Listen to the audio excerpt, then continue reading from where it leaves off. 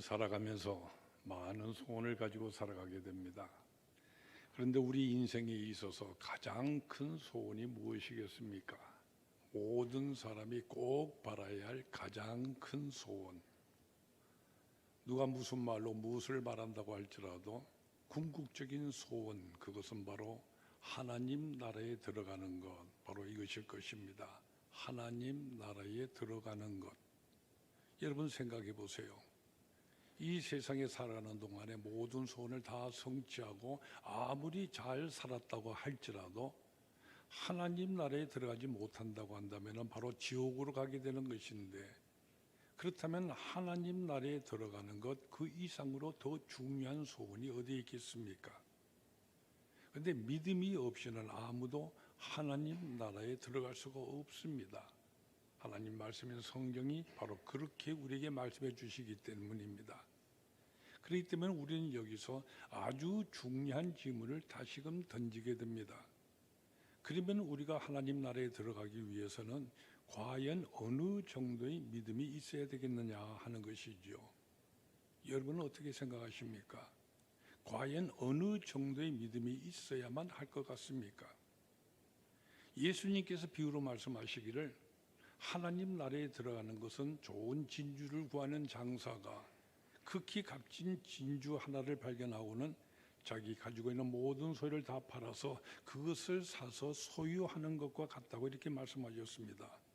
말하자면 하나님의 나라는 자기의 모든 것을 희생하고 또 투자하는 사람이 소유할 수 있다는 말씀인 것입니다.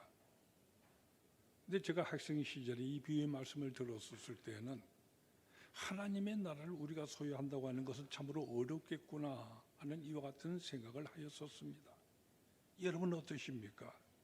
진주 장사가 그것을 찾아서 헤매는 것 같이 내가 과연 내가 할 모든 일을 다 제쳐놓고 그렇게 열심히 그것만을 위해서 노력을 할 수가 있겠습니까? 또 내가 가지고 있는 모든 것들, 내가 귀하게 여기는 것들과 좋아하는 그 모든 것을 과연 다 포기하면서 오로지 거기에만 투자를 하실 수가 있으시겠습니까? 아무래도 믿음이요 굉장히 커진 다음이라면 모르겠지만은 지금의 나로서는 힘든 일이다 이렇게 생각을 하였던 것이지요. 사실 우리가 주의 말씀을 받들어서 순종하고요 봉사하며 전도하면서 그래서 착실하게 신앙생활을 한다고 하는 이것은 상당히 어렵게만 보입니다. 가령 우리가 성경에서 스데반 집사의 순교하는 장면을 보게 되는데 그 얘기를 우리가 들을 때면은 스데반과 같이 위대한 신앙을 가진 사람은 당연히 그럴 수가 있겠지만은 나 같은 사람이야 어리도 없는 그런 일과 같습니다. 또 믿음의 조상이라고 불리는 아브라함의 이야기를 들을 때에도 용맹스러운 다윗 왕의 이야기를 들을 때에도요 그들은 무엇인가 나와는 어딘가가 좀 다른 특별한 사람일 것이다 하는 이런 생각이 듭니다. 모르지요.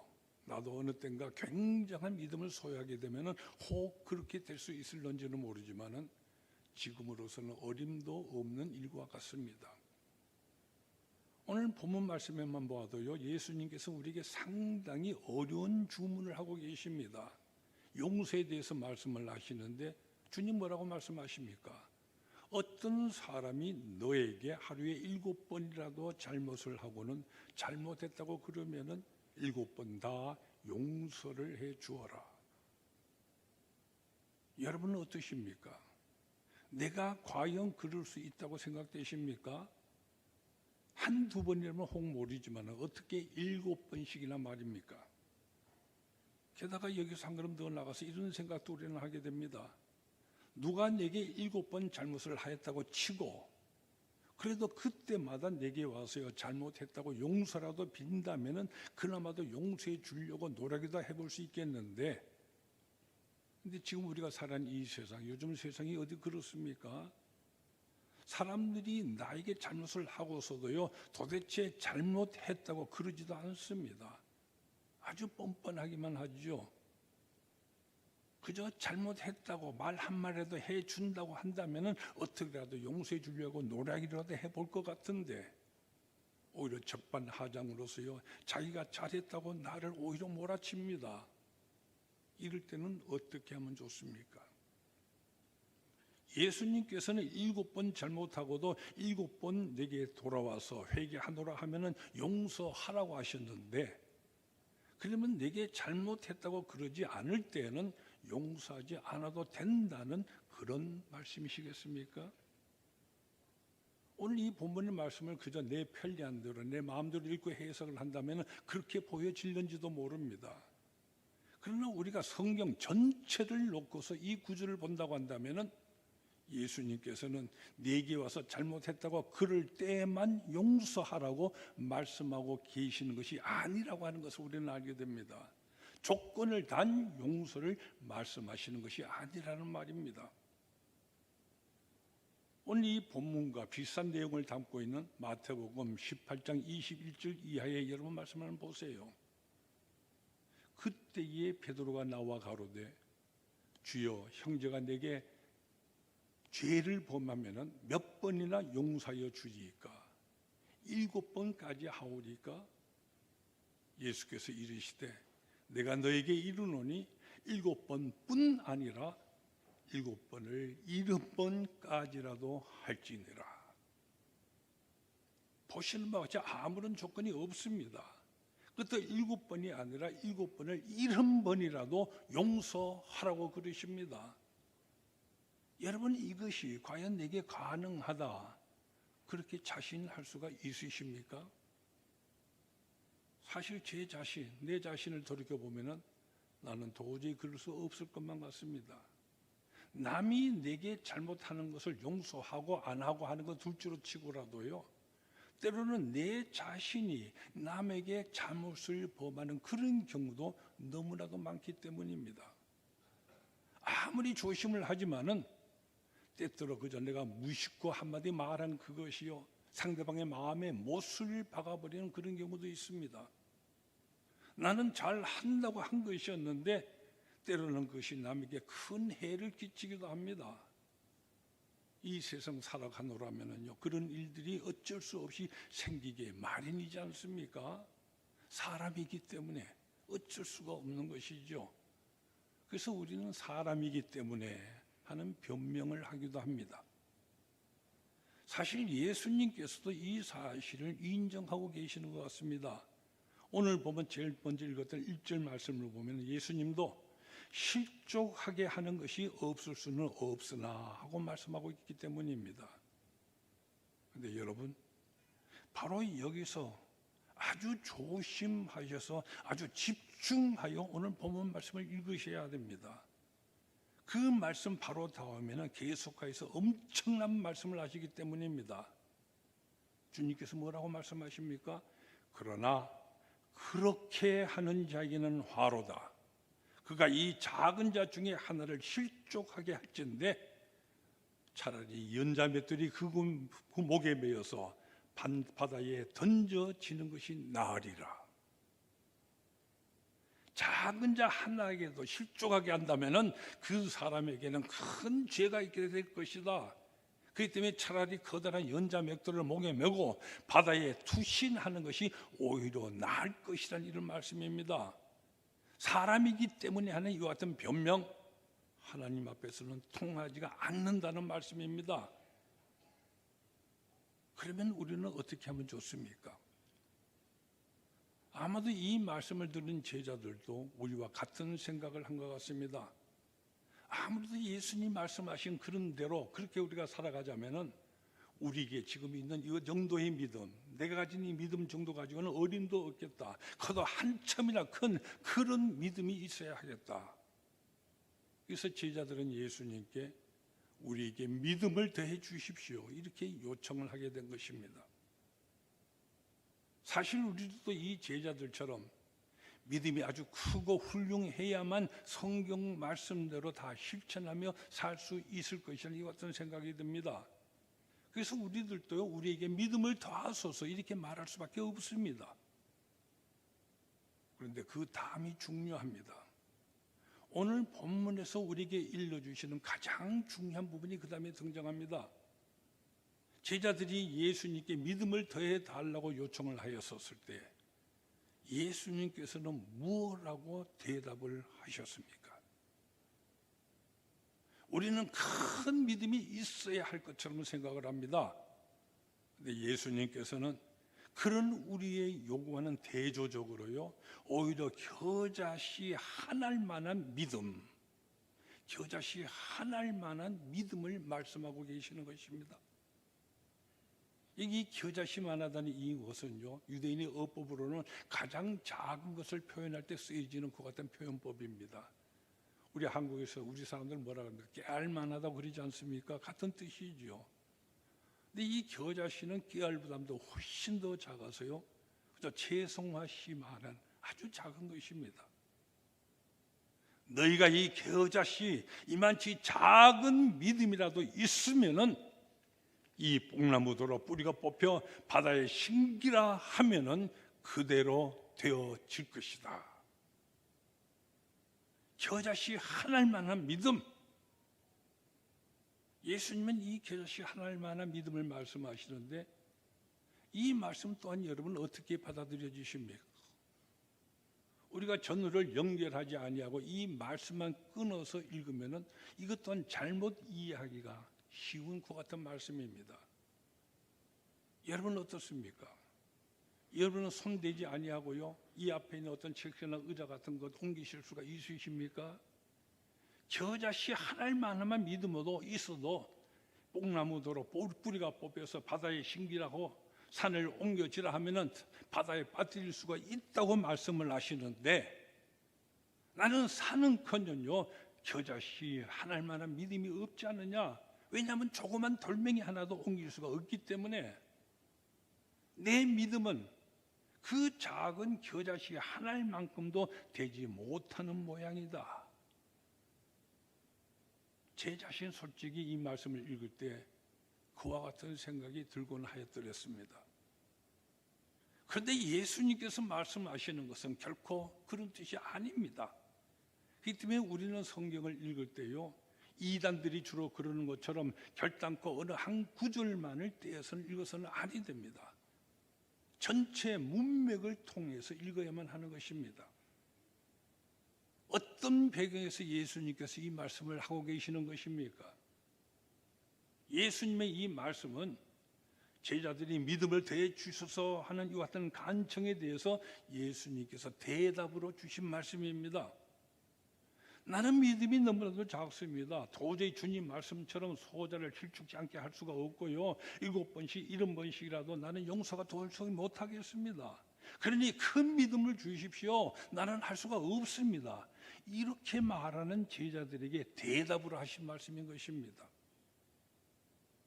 물론 하나님께서는요, 멀쩡히 잘 있는 산을 바다로 옮기기도 하고요, 뽕나무가 날아가서 바다에 심겨지는 그 같은 무모한 마술을 행하신 그런 분이 아니십니다. 이것은 예수님께서 믿음의 힘이 그렇게도 엄청난 것이라는 것을 비유적으로 말씀하신 것입니다. 그런데 그 앞에 나오는요, 너에게 겨자씨 하나일 만한 믿음이 있었더라면 하는 이 말씀, 이것이 아주 중요한 말씀인 것입니다. 여러분이 이 말씀을 들으실 때 어떤 생각을 하시게 됩니까? 어떤 해석을 하게 되십니까? 결론부터 말씀드리자면은 이 말씀은 너에게는 믿음이 없구나, 겨자씨 하나만큼도 없구나, 만약에 요만큼이라도 있었더라면 하는 이런 뜻으로 말씀하신 것이 아닙니다. 이것은 사실 그대로를 인정하면서 그 사실을 전제로 해서 하시는 말씀인 것입니다. 좀 더 구체적으로 말씀을 드린다고 한다면요, 우리가 성경 원어로 이 구절을 읽으면은 그 쓰여진 헬라어 용법이 이 말씀의 뜻을 더욱더 분명하게 드러내어 줍니다. 쉽게 같은 용법으로 쓰여진 성경의 다른 구절을 찾아본다면은 예수님께서 광야의 시험을 받으실 때에 사탄이 예수님께서 뭐라 그랬습니까? 네가 만일 하나님의 아들이거든 명하여서 이 돌들로 명하여서 이 돌이 떡덩이가 되게 해라, 이렇게 유혹을 한 것을 우리는 다 기억을 하고 있습니다. 네가 만약 하나님의 아들이거든 한 이 말은 너는 하나님의 아들이 아니다. 만약 되기를 원한다면은 이 돌로 떡을 만들어서 증명해 보아라 하는 그런 말이 아닙니다. 이 말의 뜻은요, 너는 바로 하나님의 아들이다. 사실이 아니냐? 그렇다면 이 정도쯤이야 네가 못하겠느냐? 바로 이와 같은 유혹인 것입니다. 그렇기 때문에 사실 하나님의 아들이셨던 예수님이셨기 때문에 그 유혹은 정말로 힘든 유혹이었던 것이죠. 마음만 먹으면 얼마든지 해버릴 수 있는 그런 일이었기 때문입니다. 오늘 본문에서도 똑같은 용법으로 쓰여져 있습니다. 그러므로 예수님께서 말씀하신 뜻은 이것입니다. 너희는 왜 믿음이 없다고 하느냐? 왜 믿음이 작다고 하느냐? 아무리 작아도 너에게 겨자씨 하나일 만한 믿음이야 있지 않느냐? 그 믿음을 가지고 해보아라. 그러면 옮기는 것은 내가 해주겠다. 우리는 흔히 믿음이 크냐 작으냐를 논합니다. 그래서 나는 믿음이 아주 적으니까 예수님 말씀처럼 참물로 내가 살기가 힘들다. 나는 어렵다. 나중에 믿음이 좀 더 잘하고 나는 몰라도 지금은 어렵다. 이렇게 우리는 말하곤 합니다. 그러나 예수님은 말씀하십니다. 이미 겨자씨 하나일 만한 믿음이 너에게는 있다. 그렇기 때문에 믿음을 더해 주소서 하고 핑계하거나 미루지를 말아라. 너에게 이미 있다. 그것을 행해라. 그러면은 내가 다 채워주겠다. 용서할 수 있다 없다 하지를 말아라. 겨자씨 하나일 만한 믿음이야 너에게는 있지 아니하느냐? 그 믿음을 가지고 그대로 해보아라. 그러면 내가 채워서 넉넉히 더 할 수 있게 해주겠다. 여러분 어떠십니까? 이 얼마나 우리에게 용기를 주시며 희망을 주시는 말씀인 것입니까? 아무리 내게 믿음이 없다고 그래도 겨자씨 하나일 만큼도 믿음이 없겠습니까? 우리의 믿음이 아무리 적다고 그래도 겨자씨 하나일보다는 크지 않겠습니까? 그러면 된 것입니다. 우리는 할 수가 있습니다. 크리스천답게 살 수가 있습니다. 죽은 자도 살리시고요, 삼기도 옮겨주실 수 있는 무한하신 하나님의 능력, 이 능력을 지닌 우리 주님께서 우리의 부족한 부분들 다 채워주십니다. 분명히 놀라운 일이 일어나게 됩니다. 그 구체적인 예로서요, 시작 성경에 나오는 아리마대 요셉이라는 사람 여러분 다 아시죠? 아리마대 요셉, 그는 예수님을 자기 무덤에 장사 지냈던 사람입니다. 근데 그가 한 그 행위가 쉬운 일이었을 것 같습니까? 당시에 바위에 굴을 뚫어서 만든 묘지 대단히 비싼 것이었다고 합니다. 그렇기 때문에 그것을 내놓는다고 하는 건 이것은 실로 어려운 일이었습니다. 그러나 그것보다도요, 당시 상황에 있어서 빌라도를 찾아가 갖고 예수의 시체를 장사 지낼 테니까 나에게 내어달라 하는 이것은 더더욱 어려운 일이었습니다. 왜냐하면 그것은 바로 목숨을 거는 행동이었기 때문입니다.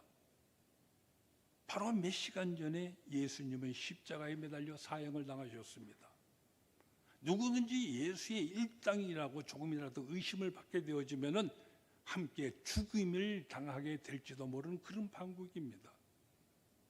베드로는 그것이 겁이 나서 조그만 계집 아이 앞에서도요 예수를 부인하고 모른다고 그러지 않았습니까? 그것도 저주하면서 맹세까지 하면서 말이죠. 그러는 판국에 그것도 예수를 사형에 처한 이 장본인 앞에 가서 그 시신을 장사 지내게 해달라 하는 이것은요, 나를 죽여주십시오 하는 것과 마찬가지입니다. 웬만큼 믿음이 독실하지 않고서는 할 수가 없는 그런 일이었지 않겠습니까? 그런데 아리마대 요셉은 어떻게 하였습니까? 아리마대 요셉 그 사람 예수님의 12 제자 중에 한 사람도 아니었습니다. 또 이 사건 이전까지요, 복음서에 보면 그의 이름이 한 번도 나타나지를 않습니다. 이것을 본다면은 그는 교회 그 당시에 있어서 별로 중요하게 여겨진 사람도 아니었습니다. 유대교회에 있어서는요, 그가 뭐 높은 사람, 지위 있는 사람인지 모르지만은 교회에 있어서는요, 어쩌면 초신자였을지도 모릅니다. 예수에 대한 믿음이 아주 작은 사람이었을 것입니다. 그렇기 때문에 예수님의 제자마저도 다 달아나 버린 것 같은 판국인데, 나같이 초신자가, 나같이 믿음이 작은 자가 나설 일이 아니라고 그는 분명히 망설였을 것입니다. 그런데 보세요, 그에게는 적어도 겨자씨 하나일 만한 믿음이 있었습니다. 그래서 단순히 빌라도에게 가서요, 다른 말 안 합니다. 예수를 장사 지내게 해달라, 단순히 그 한마디를 외칩니다. 그 결과가 어떻게 되었습니까?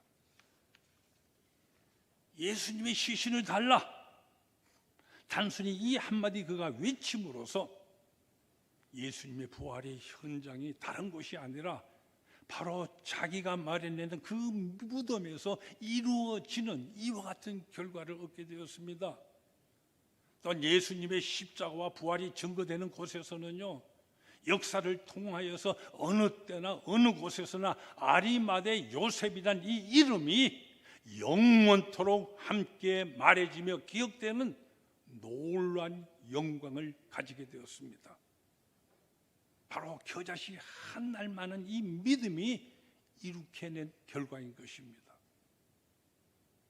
우리들도 마찬가지입니다. 우리에게도 이미 겨자씨 한 알만한 믿음 다 있지 않습니까? 여러분 모두에게는 겨자씨 한 알만한 믿음은 누구에나 다 있으십니다. 하면은 됩니다. 우리는 크리스찬답게 얼마든지 살아갈 수가 있습니다. 우리는 용서할 수가 있습니다. 사랑을 베풀 수가 있습니다. 봉사할 수가 있습니다. 화목할 수가 있습니다. 그 진주 장사처럼요, 하나님의 나라를 우리는 얼마든지 소유할 수가 있습니다. 하나님 성전의 기둥들이 우리 모두가 얼마든지 될 수가 있습니다. 우리에게 겨자씨 하나일 만한 믿음은 있기 때문입니다. 또한 우리 주님께서 모든 것을 채워주시기 때문입니다. 따라서 내게 능력 주시는 자 안에서 내가 모든 것을 할 수 있느니라, 바로 이 사도 바울의 고백처럼 우리도 그렇게 고백할 수가 있는 것입니다. 오늘은 특별히 지난 62년간 이어진 우리 베들교회 목회 사역을 이어나갈 새로운 목회자로 이성민 목사님을 세우고 있습니다. 오늘 세움을 받는 이성민 목사님, 정말 우리의 선한 목자 되신 주님의 모범을 본받아서요, 정말로 하나님 보시기에 아름다운 선한 목자로서 이 베들교회의 목회 사역을 이어나가실 수 있기를 바랍니다. 꼭 그렇게 되기를 간절하게 고면하고요, 위에서 늘 기도할 것입니다. 그리고 우리 베들교회 성도 여러분, 여러분에게 이미 있는 그 믿음 적극 활용하셔서 모두가 하나님의 성전의 기둥이 되어지고 이성민 목사님을 여러분의 새로운 목회자로 모시고 그 인도함을 따르고 합심함으로써 주의 몸된 베델 하나님의 집을 더욱 든든히 아름답게 세워나가시기를 우리 주님의 이름으로 간곡하게 부탁드립니다. 사실 우리가 주의 일을 한다고는 하지만은 우리가 하는 것이 아니지 않습니까? 나는 단지 도구에 불과한 것입니다. 주님께서 친히 역사하시는 것입니다. 우리에게 겨자씨 하나일 만한 믿음은 누구에나 다 있지 않습니까? 그 믿음을 가지고 용기를 내십시오. 믿고 행하십시오. 가라 하실 때 가고요, 하라 하실 때 단순히 행하십시오. 겨자씨 하나일 만한 믿음, 여러분 스스로가 생각하는 것보다도 훨씬 더 큰 믿음들 다 가지고 계십니다. 우리가 이미 가지고 있는 그 믿음을 적극 활용하고 실천하십시오. 그래서 더욱 함께 하시는 우리 주님의 섭리하심과 축복하심의 그 손길 속에서 늘 승리하는 생활을 하는 우리 모두가 다 되시기를 축원합니다. 기도하십시다.